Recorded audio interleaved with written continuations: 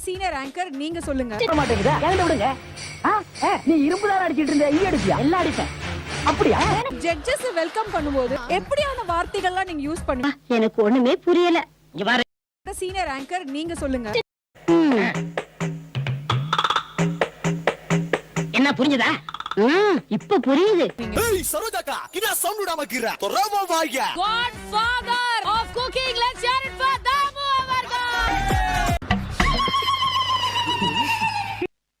Why black? Sham black. Comali season 5 ஓட ration கார்டில் புதுசா சேர்ந்து ஆதம்பட்டி ரங்கராஜ் அவர்களுக்காக ஒரு பலத்த கைதட்டல். ஜோரா ஒருத்தர கை தட்டுங்க. அதெல்லாம் தட்ட முடியாது. ரைட் விடு. இந்த வாய் வந்து நார்மலான வாய் கிடையாது. உலகம் ஃபுல்லா எல்லா டேஸ்டையும் நக்கி பார்த்து வந்த நாய். சீ நாக்கு. சீ வாய் வாய்.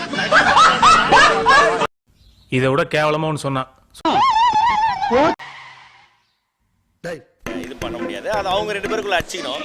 நம்ம ஏதாவது வந்து என்னன்னு சொல்றோம்னா, இப்போ நம்ம ஒரு காட்டு வழியா போயிட்டு இருக்காங்க, ரெண்டு யானை அடிச்சுன்னு வைங்களேன், அங்கே இறங்கி போய் நடுவில் சமாதானம்லாம் பண்ணுறதுக்கு போகக்கூடாது. அது நம்மள நசிக்கு போட்டு அது மாதிரி போயிடும். ஸோ அதனால் இதை நம்ம எட்டரில் வேடிக்கை பார்க்குறது நல்லது. அது ஒன்றும் பெரிய நாட்டுக்கு ரொம்ப முக்கியமான விஷயமும் கிடையாது. என்ன இவ்வளவு விஷயத்தை சொல்றீங்களே, யாருன்னு நீங்க? உன்ன மாதிரி நான் ஒரு திருடன் தான். திருடனா? ஒரு விஷயம், அந்த ஷோல பாத்தீங்கன்னா கோமலியா இருக்கக்கூடிய குரேஷி அவரும் இவங்களுக்கு ஆதரவா ஒரு கமெண்ட்டை போட்டாரு. இருப்பாங்களே ஆனாலுமே அதுல வெற்றி அடைவீங்க, கவலைப்படாதீங்க அப்படிங்கிற மாதிரியான ஒரு கமெண்ட்டை போட்டுட்டு அதுக்கப்புறம் அதை டெலீட் பண்ணி இருக்கிறாரு.